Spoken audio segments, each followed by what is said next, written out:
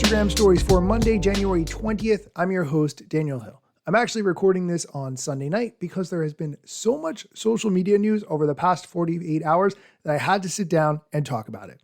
The main news has to do with TikTok, but don't worry, there is plenty of Instagram news to get into as well. First, let's talk about TikTok. Saturday night, I sat down to enjoy my last few moments with TikTok. I opened the app at 10:30 p.m. Eastern, which would have been about an hour and a half before the app was set to go dark. When I opened it up, I saw a message saying, "Sorry, TikTok isn't available right now." A law banning TikTok has been enacted in the US. Unfortunately, that means you can't use TikTok for now.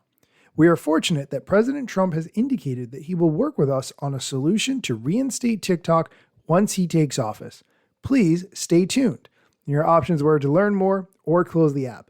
You couldn't scroll, you couldn't DM anybody, you couldn't do anything other than either click learn more or close the app.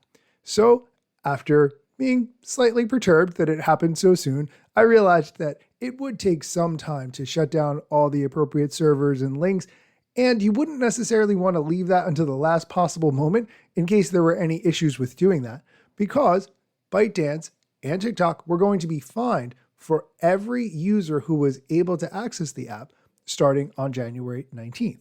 This resulted in a lot of conversations with people over the weekend about TikTok. For instance, when I went to the gym on Sunday morning, I was talking to the lady at the front desk about how I normally watch TikToks on the treadmill, but I couldn't today.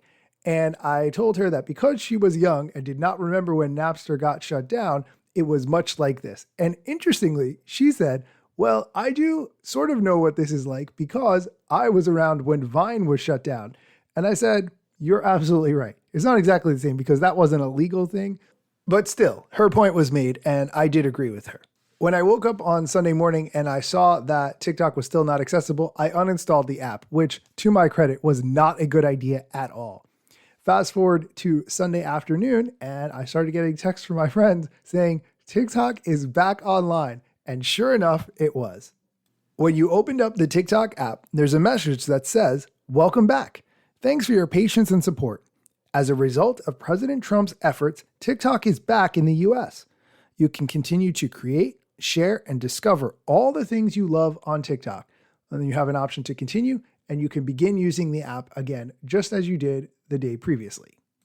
So now that TikTok is able to be used again, you might be thinking, what are the repercussions of this? Which is a very good question.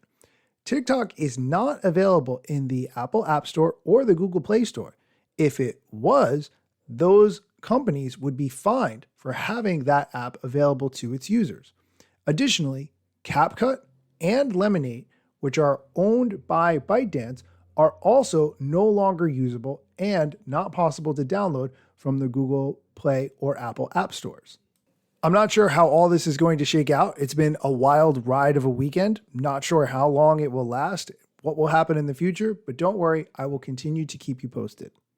As a result of all of this happening with TikTok though, Instagram has stepped up its game and made a lot of changes and announced some things that you need to know about.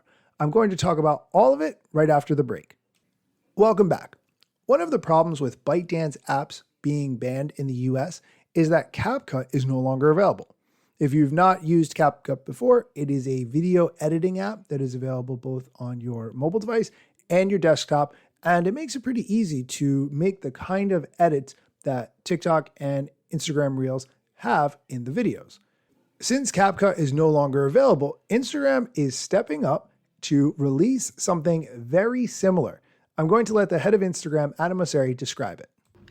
Today we're announcing Edits, a brand new app for making videos on your phone. Now there's a lot going on in the world right now, and no matter what happens, we think it's our job to create the most compelling creative tools for those of you who make videos for not just Instagram, but for platforms out there as we can. And Edits is hoping to do just that. And it's hoping not just to be an editing tool, but an entire full suite of creative tools for those of you who are passionate about making videos on your phone. It's not for people who are using desktop apps. It's not for people who are looking for templates. It's for people who use their phone to make short form videos. There's going to be a dedicated tab for inspiration and trending audio for you to get ideas. another tab for keeping track of all of your ideas, even if they're just rough drafts. There's a new higher quality camera, which I'm really excited about. I'm actually recording this on right now. And all of the video editing tools you would expect. The ability to share drafts with friends and other creators. And then if you decide to share the video on Instagram as a reel, really powerful insights about how those reels are doing. Now you can pre-order this app in the iOS App Store starting today, Android coming soon, but it's not going to launch until February.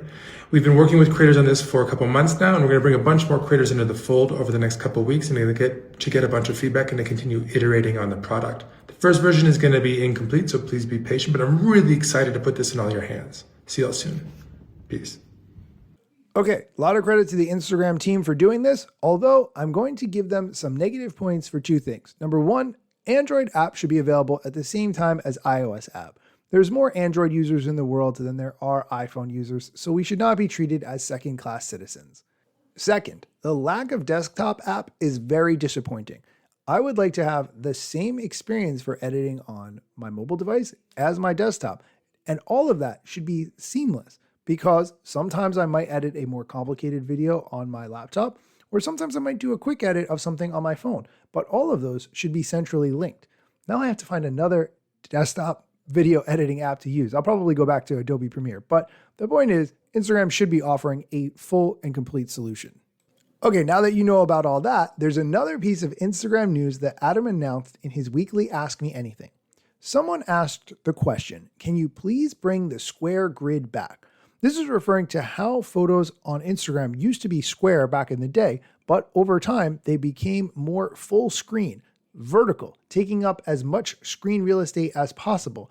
Here's Adam Mosseri talking about this new feature that they're rolling out. We're rolling out a rectangle grid on Profile over the weekend. I know some of you really like your squares, and square photos are sort of the heritage of Instagram, but at this point, most of what's uploaded, both photos and videos, are vertical in their orientation, so portrait versus landscape or square. And it just is a bummer to overly crop them. So I know it's a change, I know it's a bit of a pain, but I think it's a transitional pain. I think people will, over the long run, be excited that more of their photos and more of their videos are actually visible as intended in the profile as opposed to aggressively cropped. Okay, so let's explain what that means. Now, when you go to your Instagram profile, the pictures that you uploaded will look on your profile the way you uploaded them. They won't be cropped. Instagram started with a taller grid. Now it is easier to customize which section of the photo you want to appear in your thumbnail.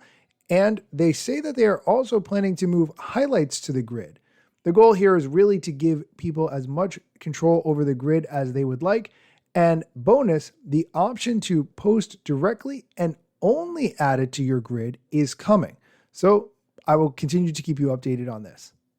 And for the last piece of news we're going to talk about, remember how the other day I mentioned how confusing it was to post a video on Instagram that is longer than 90 seconds, how you can upload it, but you can't create it within the Instagram app, but videos can be much longer than that, but Reels have a max cap. And so good news, Instagram is working on that. Here's the head of Instagram explaining. Starting today, you can upload Reels to Instagram up to 3 minutes long.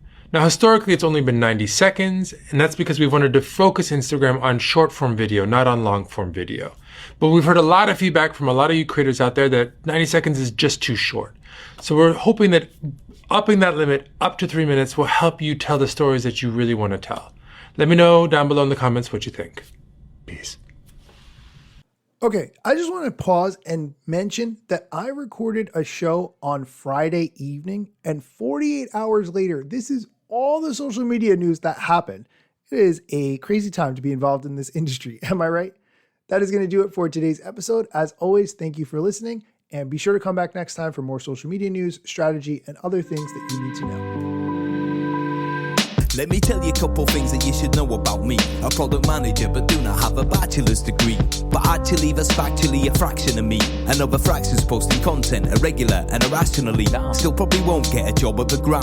They forgot, they don't know, or don't care who I am. That's why you never see me at the parties and events. My lack of followers must make me irrelevant. Don't have a course, a book to sell to make a bag of grand. Not a social media marketer, don't represent any brands. Plain to see, don't have an agency, but I got a lot of spam. Just putting in my work, without the glitz and glam. Won't catch me eating fish, unless it's shrimp or clam. No six pack, no risk that, there's a gym card in my hand. Don't have a full-time job, but I got a lot of plans. Stay plotting, dropping knowledge on TikTok and Instagram.